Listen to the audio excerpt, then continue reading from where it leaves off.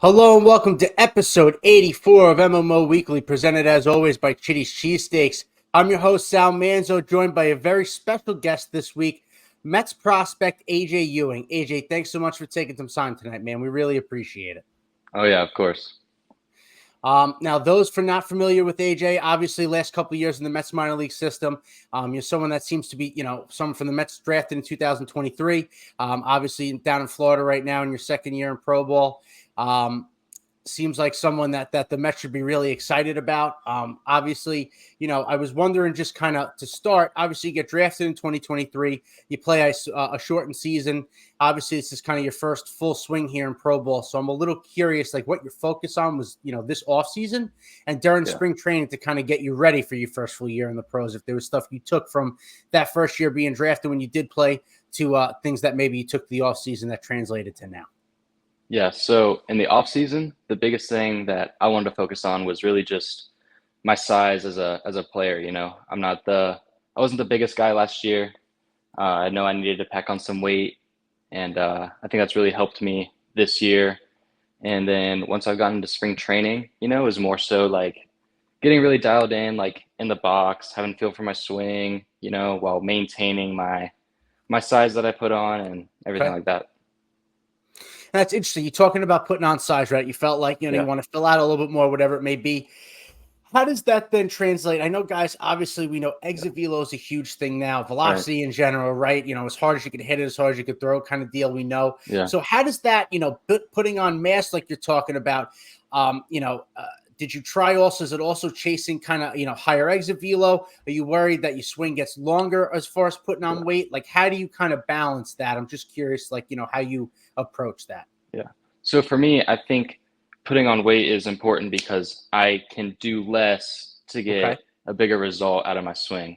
Sure. So like when I was in high school and even last year, I'd have to swing like 100%, 110% to get the same velocities that I get now with a controlled swing. So honestly, I think that's super important just to have, more control and more consistency in my swing altogether.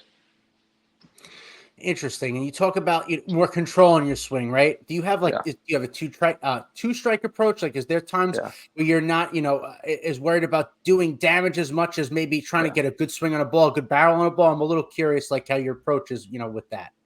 Yeah. I mean, as a hitter, I'm always on the offense. I never want to think I'm playing defense, even with two strikes. Sure. I will tone it down just a little bit, just to, have more feel for the zone, have a little more confidence that I'm going to see everything out of the hand better. But I mean, I'm not really trying to tone my swing down, but more so trying to tone down like movement and stuff that I'm doing beforehand. Got it. No, that makes a lot of sense. It's funny. A question I had, he was talking about you kind of getting stronger and how that affected you. That's interesting to hear about. Just, obviously you're still trying to do damage, but still as far as, trying to not have to go 100% effort every time you swing, especially with high velocity and stuff. That makes sense.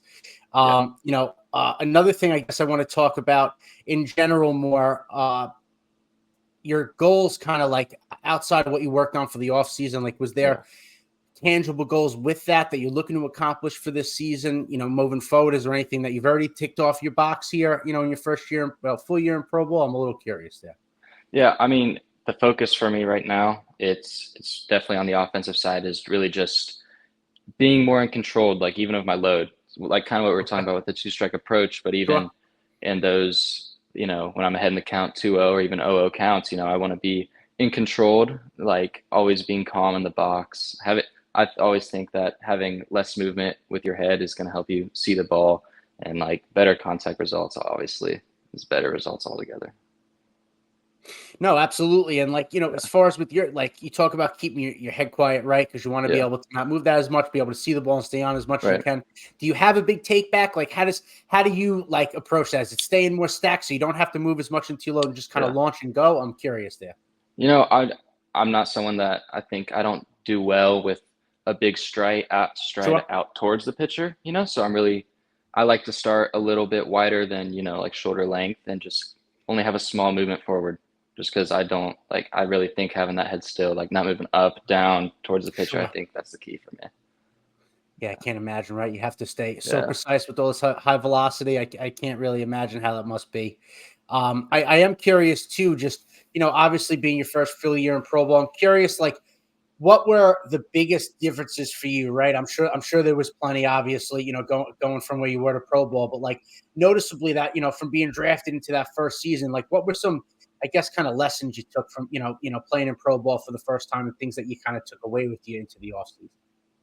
You definitely can't like take anything off once you get here. Like, because in high school and like going through the travel ball circuit, you'll have some pitchers that can really bring it, have some good stuff. Hmm. And then you have some other guys that, that don't have as good of stuff. But I mean, once you get here, like everyone's throwing stuff that moves like crazy. Everyone has the velocity. Like you really have to be locked in. Can't take no at bats can be taken off. Like even on defense too. Like you got to be locked in all 9 innings of the game, every single out. Interesting. Yeah, I mean, I imagine that, and you talked about high school to travel ball. I imagine Yeah, that's a circuit that you played a lot of games on. yeah. How does that kind of not affect, but how do you think it maybe a positive or negative way? I guess playing so many games leading up to that. Did you feel like it made you ready-ish for pro ball? I mean, obviously, like you said, nothing. You can't take off anything. It's obviously Yeah, totally different. You can't replicate it. But I'm just yeah, curious for some that had a lot of reps in that circuit, playing a lot of games between the spring and summer. I'm just curious if yeah, that, you felt helped you at all once you, yeah. in pro ball.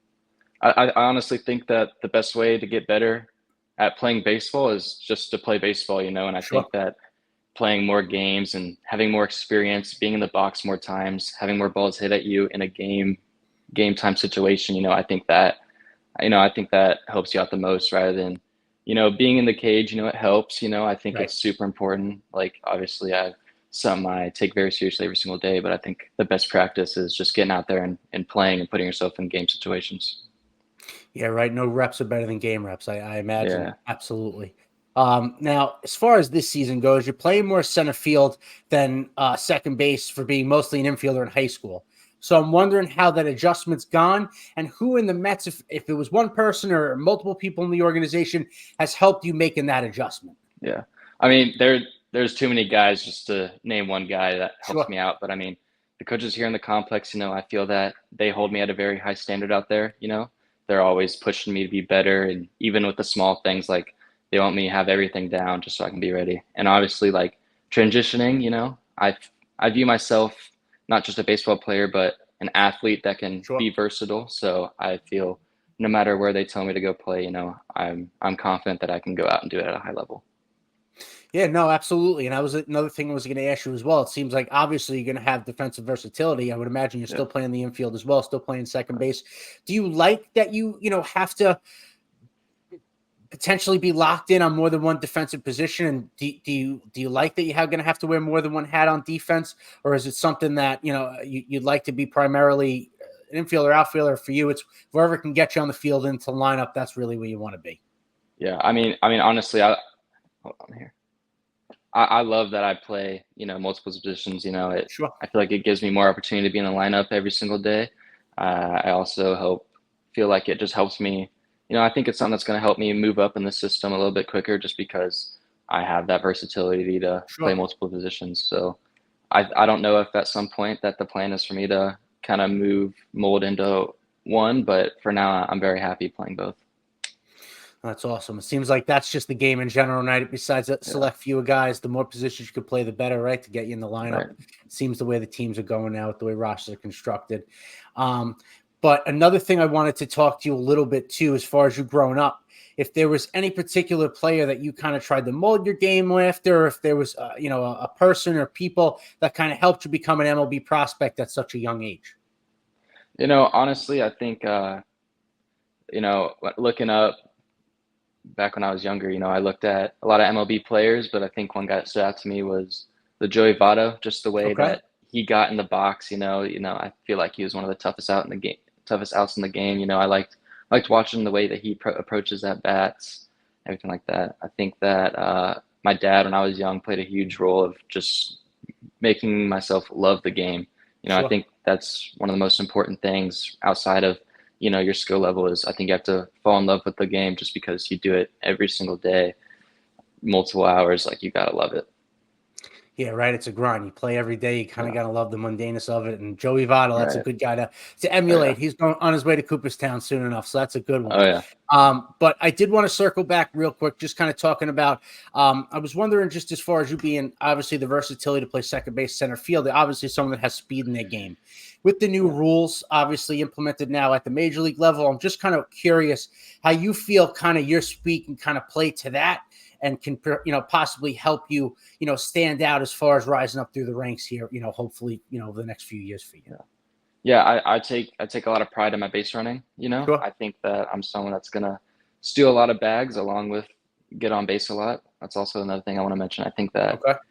keeping your head still, like what I was talking about, I think it gives you more chances to just make contact. I think if you're putting Sure. the ball in play, good things will happen, and that just goes with the whole base running thing. But yeah, I plus the new rule, like the pickoffs, it makes it Right. a little bit easier to swipe some bags just because if they pick once, that they only got one more. So you can kind of guess a little bit more like what they're gonna do when they're picking and stuff like that. Interesting. That's that makes sense. And like, someone Yeah. like you can really take advantage of that. It's interesting to see how that plays out now here for the next, few years. Yeah. But another kind of question I had for you was if there were any kind of like certain metrics or stat that you pay attention to, like to evaluate your performance, or Yeah. kind of, that you look at to improve, maybe when you're struggling, certain things that you look at numbers wise that can help you strong. I'm just curious there, just the age of Yeah. metrics and analytics now, how players are able to kind of use Right. that and digest it. I'm curious. Yeah. For me, looking at stats is only part of it. I think the biggest thing is just how I feel, how hard I'm hitting the ball. I think a lot of people get too sucked into the whole batting average thing. Hmm. But if I had to tell you one stat I'd pay attention to, it's my strikeouts compared to my walk rates. I Okay. want those. I really strive for those to be 1-to-1. Obviously, I Sure. hope my walks are a little bit higher, but Sure. 1-to-1 at least. I think that's a good spot to be. I don't want you. I wouldn't want to be less than that, even though. Yeah, but yeah, I think that's. I think that stat gets overlooked a lot. Okay. Interesting. As far as like, do you use video to break down your swing a lot? Is it a feel thing for you? I guess, mechanics wise there, like, do you use a lot of kind of the video tracking, that sort of stuff? Is that more an off season thing for you? And in the season, it's more feel as you're going. I'm curious there.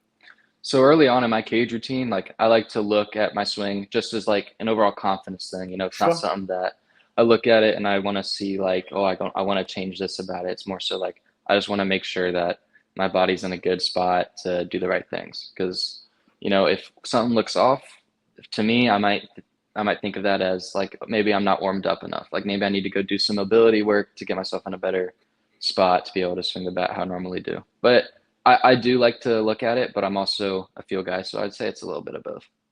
Interesting. I guess you kind of need a bit of both, right? A good happy Yeah. medium there. It's interesting. You Right. see guys too, like the Paul Skeens of the world, Max Clark. You see kind of their different warm up routines now and stuff, and Yeah. it's great to see.